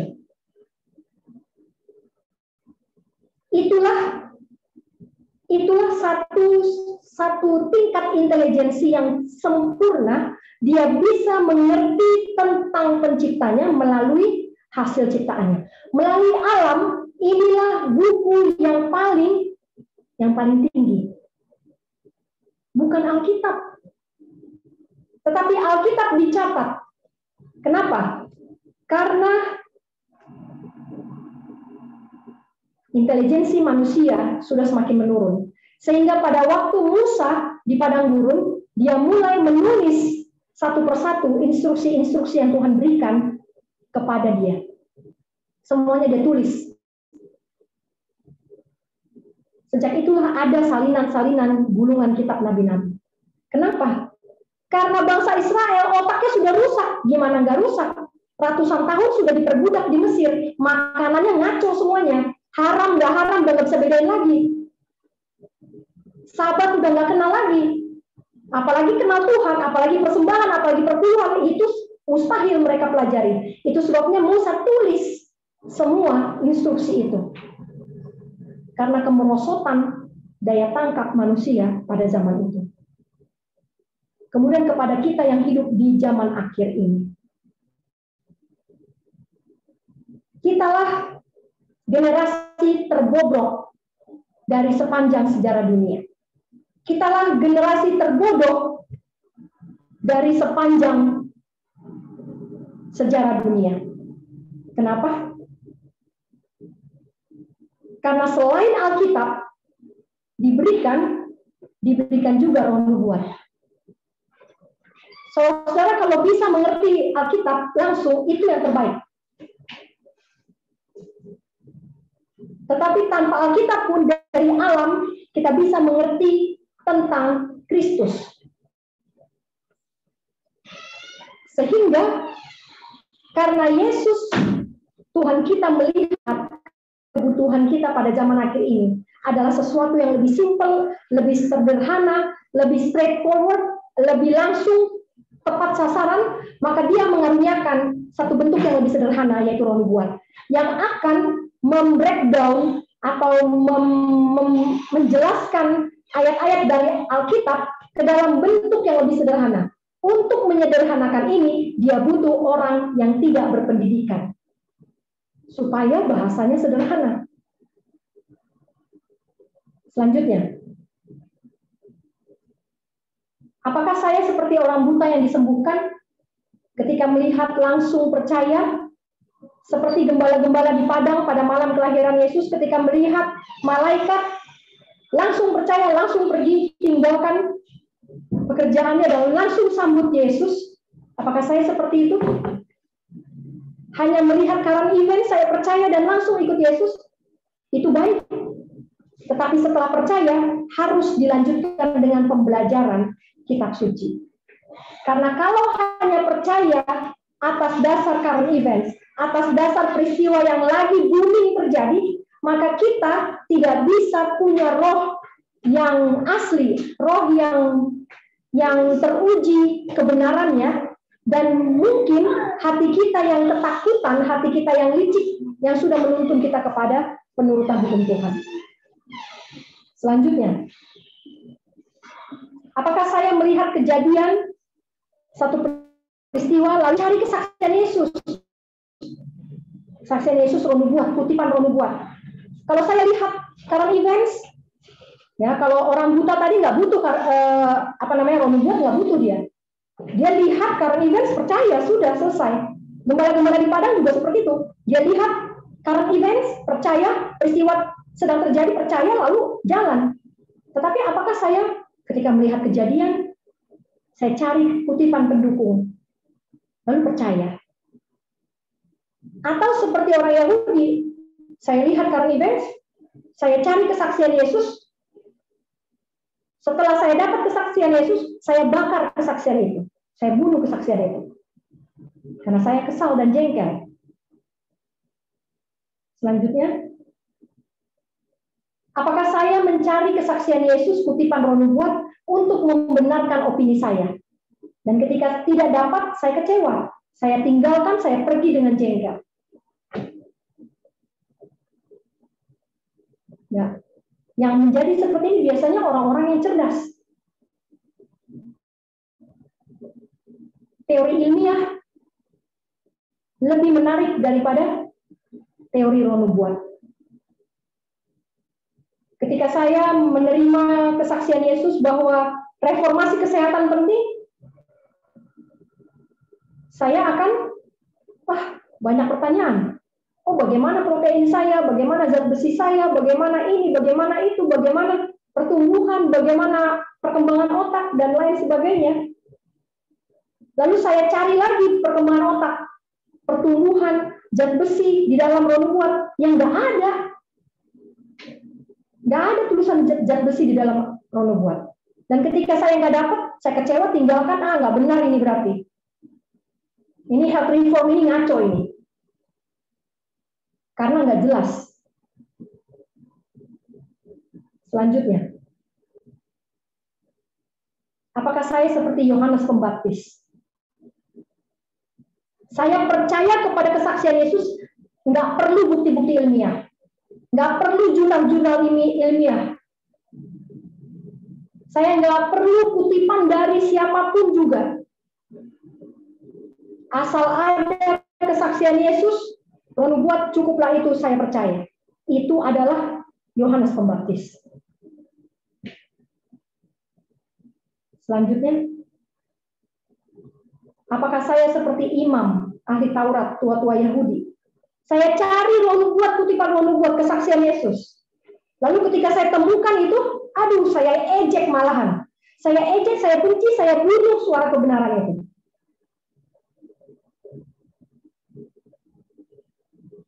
Selanjutnya, apakah saya seperti imam Yahudi? Ketika saya melihat current events, penggenapan dari satu nubuatan, bukannya senang, malah jengkel. Itu imam Yahudi. Ketika Yesus menghubungkan peristiwa Yesus dielu-elukan di Yerusalem, Yesus menghubungkan itu dengan kitab nabi-nabi, bahwa ini menggenapi nubuatan atau perkataan nabi pada perjanjian lama. Ketika itu dihubungkan, imam Yahudi kesal. Selanjutnya,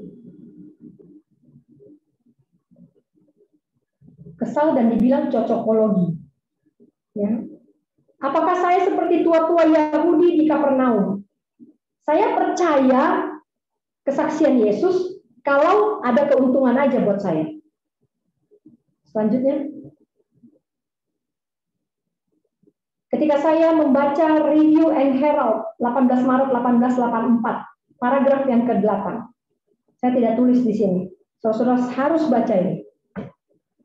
Karena saya tahu ini akan jadi kontroversi yang besar kalau saya tulis di sini. Jadi masing-masing baca saja. Biarlah Roh Tuhan yang menunjukkan apa isi, kemana tulisan ini mengarah.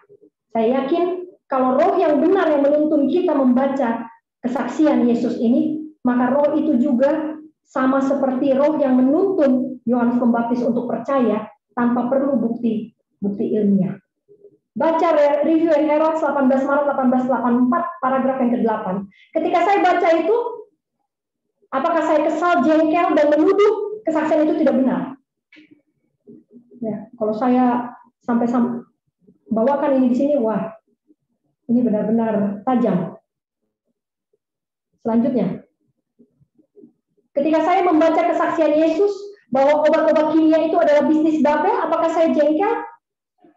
Atau saya perlu lagi jurnal-jurnal ilmiah untuk membuktikan hal itu? Selanjutnya, ketika saya membaca kesaksian Yesus bahwa vaksin tidak pernah dianjurkan, apakah saya menentangnya dengan alasan bahwa Alkitab yang adalah terang besar tidak pernah melarang vaksin? Tidak pernah, seperti yang saya sebutkan tadi, tidak pernah vaksin disebutkan dalam Alkitab, benar. Selanjutnya, apakah saya tidak suka mendengar pekabaran kesehatan tentang larangan makan daging? Ketika Roh Nubuat katakan jangan lagi makan daging, apakah saya tidak suka dengarnya? Kenapa? Itu apa-apa Roh Nubuat, karena Imamat 11 tidak larang kok. Yang penting tidak haram. Apakah itu yang kita pikirkan? Lalu saya menutup mata terhadap peristiwa-peristiwa kesehatan yang sekarang ini membasmi dunia ini, kerusakan fisik akibat makan daging. Saya tutup mata saya terhadap bukti-bukti ini semua. Hanya karena apa? Hanya karena Alkitab tidak pernah melarang daging. Selanjutnya, apakah saya tidak suka mendengar pekabaran reformasi kesehatan yang melarang makan ikan? Kemarin saya bicara tentang ini juga, dan masih ada orang yang ngeyel tentang makan ikan ini. Kenapa? Karena di Alkitab tercatat Yesus juga makan ikan. Lalu saya balik tanya, ketika kamu makan ikan, apakah kamu sedang, saya mau mengikut Yesus? Apakah itu yang kau pikirkan makanya kau makan ikan? Tentu enggak kan? Saya makan ikan karena saya selera makan ikan, bukan karena saya mau mengikut Yesus. Dan itulah yang akan menjadi dasar kita dihakimi nanti. Apakah selera ataukah Yesus yang menjadi alasan kita? Selanjutnya, apakah saya makan ikan untuk mengikuti hidup Yesus atau mengikuti selera? Selanjutnya, apakah saya tidak percaya bahwa hidup di desa membuat pembentukan karakter 10 kali lebih mudah? Kenapa? Ini ada kutipannya di Roh Nubuat, tapi kutipan Roh Nubuat tidak punya bukti research yang konkret. Saya tidak bisa percaya Roh Nubuat kalau tidak ada research dari ahli. Saudara, ini adalah tipuan-tipuan yang terjadi yang menyebabkan orang-orang Yahudi menolak Yesus. Selanjutnya, apakah saya butuh research untuk percaya kesaksian Yesus? Selanjutnya, terima kasih. Jadi pada saat ini kita sudah belajar apa yang tidak dimiliki oleh orang Yahudi pada saat itu. Gak ada sebenarnya. Mereka punya lengkap sekali. Mereka punya kesaksian Yesus, mereka punya current events, mereka punya kitab nabi-nabi. Mereka punya semuanya. Sama seperti kita saat ini. Kita punya Alkitab, kita punya kesaksian Yesus, kita punya current events, peristiwa-peristiwa yang sedang terjadi. Tetapi saudara-saudara, ketiga ini harusnya saling mendukung. Tetapi ada orang yang percaya current event saja, tidak mau belajar. Ada orang yang percaya Roh Nubuat saja, tidak mau belajar mempelajari terang yang besar. Ada orang yang percaya Alkitab saja, tapi menolak kesaksian Yesus. Saudara, kalau saya masih butuh bukti, kita sudah belajar tadi tipe-tipe orang Yahudi. Itu semua orang Yahudi itu tadi. Yohanes Pembaptis, imam kepala, orang-orang Herodian, ini semua orang Yahudi. Sama seperti kita sekarang. Kita orang Advent. Orang Advent ini banyak sekali. Banyak golongannya. Tapi saudara-saudara, kita harus seimbang. Harus seimbang. Seorang yang punya tingkat intelektual seperti Yohanes Pembaptis, dia udah nggak perlu lagi. Nggak perlu lagi current events. Dia hanya lihat kesaksian, dengar kesaksian Yesus, apa yang kata Yesus, sudah selesai. Dia percaya. Karena waktu itu Yohanes Pembaptis nggak sempat ketemu, nggak sempat ketemuan sama Yesus. Begitu Yesus mulai pelayanannya, Yohanes Pembaptis sudah di penjara. Sehingga dia tidak bisa lagi melihat current events. Tetapi kesaksian Yesus yang diucapkan kepadanya, itu saja cukup buat dia untuk percaya. Saudara, marilah kita menjadi seperti Yohanes Pembaptis. Ya, ini yang terbaik.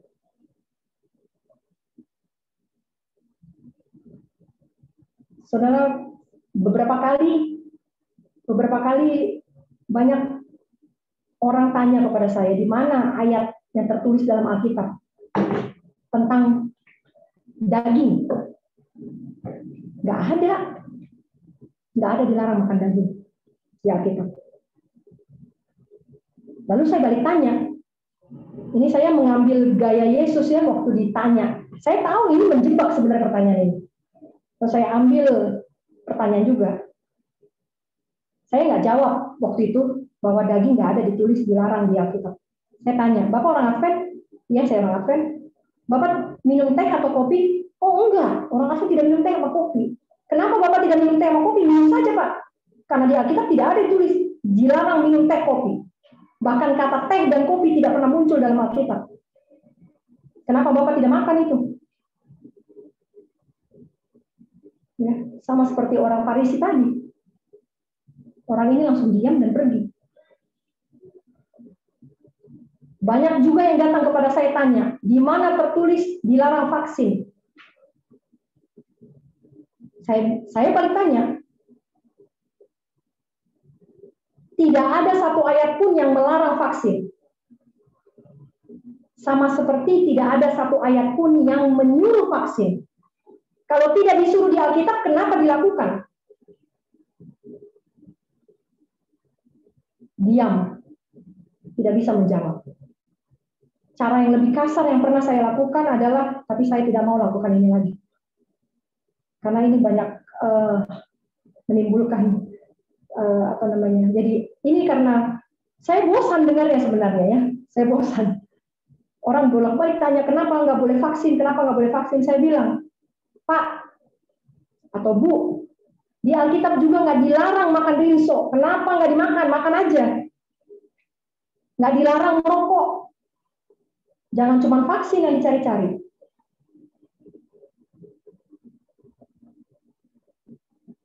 Ya, saya bisa merasakan bagaimana perasaan Yesus menjawab pertanyaan yang sama selama 3,5 tahun.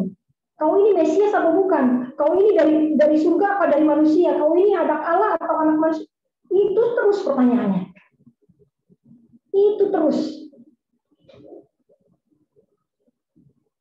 Saya harap nanti tidak ada lagi yang tanya tentang vaksin. Ya, sudah cukup kita membicarakan itu. Jangan lagi kita membicarakan hal-hal yang sama berulang-ulang. Karena kalau kita membicarakan hal yang sama berulang-ulang, kita akan jadi orang Yahudi dan tolak Yesus pada akhirnya.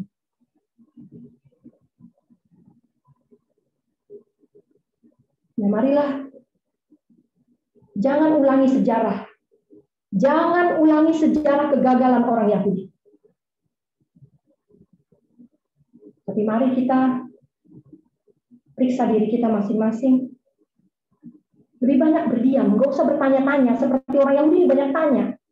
Ya, maksud saya kalau sekarang mau bertanya nggak apa-apa ya, bukan saya tanya ini. Maksudnya setiap ada peristiwa tanya, setiap ada peristiwa tanya. Tadi malam ada seorang sahabat tanya sama saya, dia bilang, bagaimana cara pendamaian Kak? Lalu saya bilang, jangan tanya-tanya.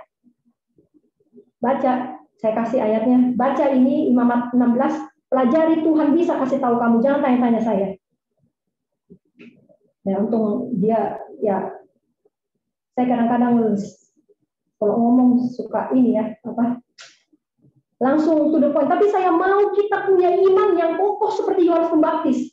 Bukan karena kata orang, bukan karena kata ini, kata itu, atau karena kata TV, kata si ahli A, dokter B, dokter C, nggak usah. Tuhan bisa membuka pengertian kita kalau kita datang tanpa konsep.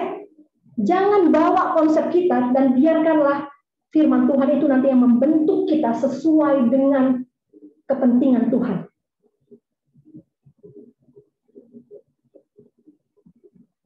Terima kasih. Saya harap Tuhan, saya berdoa semoga Tuhan memberkati pengertian kita semua. Saya yakin banyak hal membingungkan. Banyak hal yang membingungkan. Jangan tanya, diam dulu, lalu dengar kata Tuhan. Pasti mengerti. Tuhan memberkati. Terima kasih, Kak Lady, untuk firman Tuhan pada sore hari ini. Saat ini mungkin ada dari saudara-saudara semuanya yang mau bertanya. Kita buka di dalam ruang diskusi saat ini. Dipersilakan.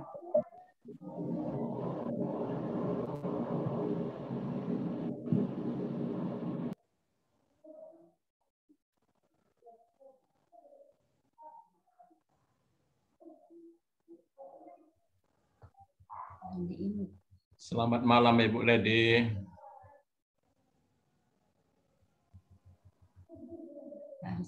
Suaranya hilang ya.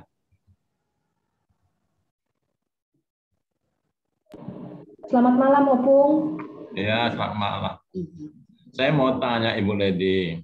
Iya, Bu. Tadi tentang kebutaan orang Yahudi itu, padahal mereka itu juga tadi seperti orang-orang di sini yang tahu Taurat, buku-buku Nabi. Saya ingin tahu orang Majus sekarang ini siapa itu? Yang kita tahu adalah orang Majus itu adalah orang yang dari timur. Malah mereka lebih tahu tentang penggenapan nubuatan Yesus datang ke dunia ini. Terima kasih, Bu. Oh iya, jadi orang Majus ya? Iya. Orang Majus itu adalah non-Yahudi, Pak. Sebelum kita, untuk mengetahui siapa orang Majus, kita harus tahu dulu siapa orang Yahudi yang sekarang ini. Ya kan, Pak? Ya, jadi orang Yahudi sekarang ini adalah mereka yang memiliki hukum Tuhan. Ya, satu kelompok kepada siapa Tuhan menurunkan hukum untuk dipelajari dan dilakukan. Jadi orang Yahudi adalah satu bangsa yang untuk melakukan hukum. Dan orang Majus adalah orang yang tidak mempunyai hukum. Orang Majus adalah orang yang tidak mempunyai hukum Tuhan, Pak. Ya. Nah, ini kita bisa bedakan sekarang. Orang Yahudi berarti kita lah sekarang ini Advent. Satu-satunya yang punya terang tentang hukum Tuhan ya, Pak ya. Berarti orang Majus adalah di luar orang Advent.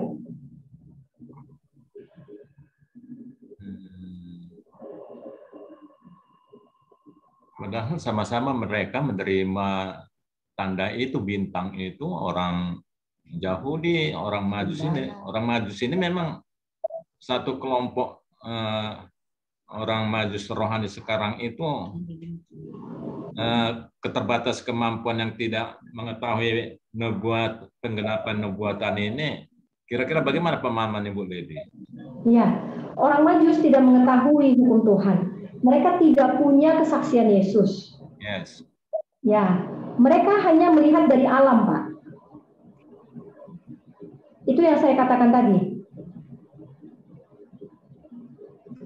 sebenarnya alam ini sudah cukup untuk memberitahukan apa yang akan terjadi atau apa yang sudah pernah terjadi. Alkitab atau catatan tulisan mengenai perintah Tuhan baru ada di zaman Musa. Baru ada di zaman Musa. Kenapa itu dibuat? Karena kemampuan manusia sudah menurun untuk memahami Tuhan melalui alam, mengenal Tuhan melalui alam. Ya. Dan yang paling terakhir, kita ini generasi yang paling terakhir ya Pak ya, yang kemampuannya udah paling minim, yang hidup di penghujung sejarah dunia. Kepada kita ditambahkan lagi karena sudah semakin merosot daya intelijensi kita, sehingga kita diberikan terang kecil. Terima kasih Bu Ledi. Memang ya, walaupun jemaat akhir itu sudah buta telanjang ya, keterbatasan kemampuan. Tapi kan sekarang ini pikiran manusia diguncang ya, tadi dari peristiwa-peristiwa dari alam ini bisa juga kita mengetahui bagaimana penggenapan nubuatan itu. Tetapi kan apa yang menimpa dunia sekarang tentang vaksin ini kan sepertinya bukan peristiwa alam, ini yang bahkan dari dalam sendiri, pimpinan organisasi sendiri pun seperti membuat pemikiran. Tapi ya terima kasih ya, saya banyak mendapat pelajaran dari Bu Ledi. Ya bukan pimpinan kita jadi patokan keselamatan memang. Jadi pengalaman pribadi dalam penyerahan kepada Tuhan. Terima kasih Bu Ledi. Iya, sama-sama Opung.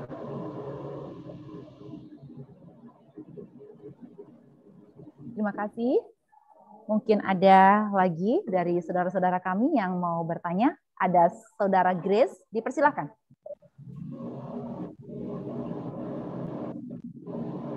Selamat sore, Kak. Selamat sore, Grace. Ya, penjelasan sharing Kakak sore ini luar biasa banget ya. Jadi, saya nggak tahu ini pertanyaan atau sekedar curhat juga. Memang soal vaksin ini luar biasa sih, Kak. Sebenarnya bosen juga ya. Maksudnya saya pribadi sih memang baca ya, baik jurnal dari dokter, maksudnya bukan Advent, dokter-dokter pun sebenarnya sudah nyata sih ya.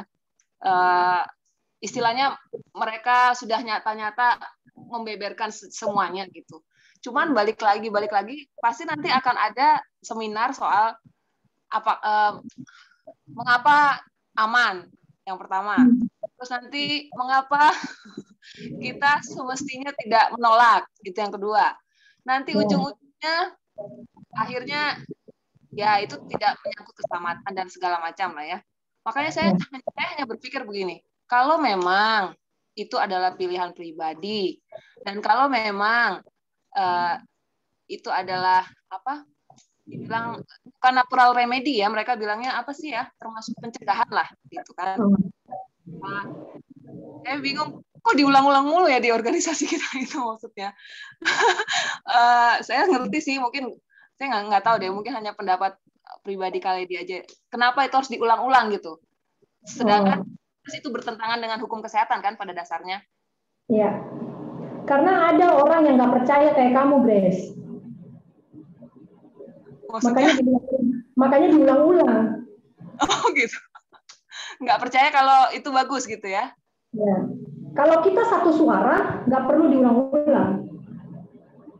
Sama seperti panggilan country living. Kenapa mesti ulang-ulang Nyonya White selama 100 tahun? Berulang-ulang. Kenapa? Karena itu belum dituruti. Panggilan itu belum diterima waktu itu. Jadi ya jangan kaget lah kalau bicara tentang manusia, apalah yang mau kita harapkan dari manusia ya. Apa sih yang mau kita harapkan dari manusia? Manusia itu seperti saya ini tugasnya adalah mengecewakan orang, udah pasti itu. Kalau kekecewaan saya pasti bisa bikin itu. Tapi kalau untuk menyenangkan hati Tuhan, Membawa orang ke dalam keselamatan itu bukan saya, itu pekerjaan Tuhan. Jadi pekerjaan manusia seperti saya, makanya ini jangan sampai Bapak Ibu semuanya jangan sampai percaya sama saya. Makanya tadi kutipan tadi saya nggak kasih, baca sendiri ya, supaya jangan percaya kepada omongan orang, percaya sama kesaksian Yesus saja. Karena Tuhan itu bisa bicara langsung kok sama manusia. Yang penting otak depan kita sehat, Tuhan bisa kasih tahu. Dan kenapa itu mesti diulang-ulang? Tuhan juga ulang-ulang ya. Panggilan itu juga memang harus diulang-ulang. Organisasi merasa itu penting untuk kelangsungan dari ibadah kita ya. Ya kita mau bilang apa ya? Tapi intinya, Grace, sekalipun sampai Musa bangkit dari kubur atau Elia atau Daniel pun bangkit dari kubur untuk bilang reformasi kesehatan, kalau nggak percaya tetap aja nggak percaya. Ya, tokoh reformasi kesehatan kita itu kan adalah Daniel dari buku Roh Nubuat Hidup yang Disucikan. Nggak ada cerita tentang yang menghidupkan pertarakan sebaik Daniel itu nggak ada lagi. Tapi seandainya Daniel pun bangkit dari kubur untuk bilang reformasi kesehatan sekarang, kalau nggak percaya tetap nggak percaya. Sama seperti vaksin, pekabaran vaksin. Kalau diulang-ulang pun, kalau nggak mau ikut ya tetap aja nggak mau ikut.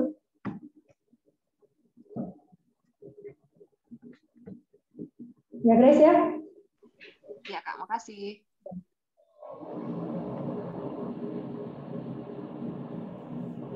Ada lagi, saudara-saudara semuanya?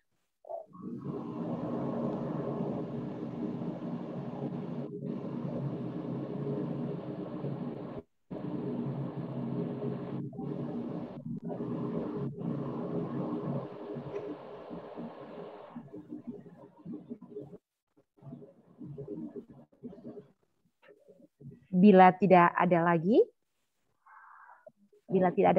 kita serahkan kepada Sis Lady untuk memberikan closing statement untuk seminar kita pada sore hari ini. Dipersilakan. Ya, terima kasih ya. Saya lega bisa membagikan ini. Ya, 2 minggu kita perek ya, libur untuk banyak omong. Saya banyak omong ini ya. Gimana nggak banyak omong kalau 2 jam bisa ngomong terus itu kan ini orang banyak omong. Jadi orang yang banyak omong ini harus di-stop dulu mulutnya supaya Tuhan bisa bicara lagi dan bisa menghidupkan lagi, bisa ditegur. Jadi 2 minggu ini saya ditegur ya. Saya ditegur. Apa yang saya sampaikan sore hari ini adalah teguran Tuhan untuk saya selama 2 minggu terakhir ini. Ya. Otak saya dibongkar bangkir sama Tuhan supaya menjadi lebih murni seperti Yohanes Pembaptis. Ya. Dan saya percaya 2 minggu ke depan saudara-saudara yang sekarang ini hadir, mari coba lakukan, biasakan bicara dengan Tuhan, biasakan komunikasi dengan Tuhan. Jaga pikiran kita supaya sehat, karena ini otak depan inilah sarana komunikasi dengan surga, hanya ini. Ya. Ini namanya kalau di istilah kedokteran frontal lobe, otak depan. Kalau di bahasa rohani namanya hati nurani. Ya, hati nurani. Jadi jaga ini tetap sehat dengan melakukan reformasi kesehatan. Supaya saudara-saudara bisa rasakan bahwa Tuhan bisa berbicara kepada kita. Suatu saat kita tidak bisa lagi terima Alkitab ya. Kita sudah pernah terjadi di bumi ini, sudah pernah terjadi, Alkitab tidak ada lagi dan akan terjadi lagi. Apalagi kesaksian Yesus ini akan hilang. Itu sebabnya saya berusaha untuk mencetak kesaksian-kesaksian Yesus yang penting-penting untuk dicetak di dalam buku hard copy. Karena suatu saat ini akan hilang. Tetapi yang tidak akan pernah hilang adalah alam. Suara Tuhan melalui alam, melalui yang terjadi di hadapan kita, melalui pekerjaan-pekerjaan Yesus, penciptaan, penyelamatan, pemeliharaan, ini nggak bisa ditutup manusia, nggak bisa dibekukan manusia. Dan hanya mereka yang berani untuk teguh di dalam prinsip reformasi kesehatan, mereka bisa tetap berkomunikasi dengan Tuhan ketika Alkitab dan kesaksian Yesus tidak ada lagi di dunia ini. Jadi 2 minggu ini, mari latih diri kita untuk bisa mendengar suara Tuhan. Tentu saja, setelah reformasi kesehatan, pelajaran rohani harus kita nikmati, maka barulah hati nurani kita akan menuntun kita di jalan yang benar. Kiranya Tuhan menguatkan kita semua. Sampai jumpa 2 minggu lagi. Ditutup dengan doa, Kak. Persilahkan. Kita bersatu dalam doa. Bapa di dalam surga, terima kasih untuk pelajaran sore hari ini. Kami mohon kepadamu, agar Engkau kiranya yang meneguhkan kami. Agar suara Tuhan itu jelas kami dengar. Bapa, kami bisa mengalami hubungan yang sangat intim dengan Tuhan ketika kami berada hidup di dalam penurutan terhadap kehendak Tuhan. Ya Bapa kami dalam surga, sepanjang 2 minggu yang ada di hadapan kami, biarlah kami mempraktikkan apa yang kami dengar saat ini. Biarlah kami melatih diri kami agar kami dapat menghidupkan iman seperti Yohanes Pembaptis. Ya Bapa dalam surga. Iman inilah yang akan membuat kami menjadi seorang pengikut Kristus yang berani walaupun mati menjadi taruhan. Hanya ini Tuhan. Hanya iman yang seperti ini. Hanya kepercayaan yang sederhana yang seperti dimiliki oleh Yohanes Pembaptis yang bisa membuat kami bertahan sampai akhir. Tiba saatnya nanti kami tidak bisa lagi Zoom, kami tidak bisa mencari kebenaran, kami tidak mempunyai lagi kesaksian-kesaksian Yesus, dan terang besar pun sudah digelapkan. Dan saat itu Tuhan, ketika kami sudah benar-benar dimeteraikan, ketika Yesus sudah selesaikan pekerjaan di bilik yang maha suci, dan tidak ada lagi pengantaraan bagi kami, maka disitulah ujian terbesar. Pergumulan terhebat, pergumulan Yakub, yang akan menimpa kami, umat-umat Tuhan. Dan hanya iman Yohanes Pembaptislah yang dapat memampukan kami melewati itu semua. Terima kasih untuk kebesaran firman Tuhan yang kami dengarkan sore hari ini. Di dalam nama Yesus kami berdoa dan mengucap syukur. Amin. Amin. Puji Tuhan untuk pekabaran pada sore hari ini. Kiranya kita dapat menjadi pelaku-pelaku firman dan Tuhan memberkati kita. Sampai jumpa 2 minggu lagi bersama dengan Sis Lady dan kita semuanya. Akhir kata, shalom dan selamat sore. Selamat sore.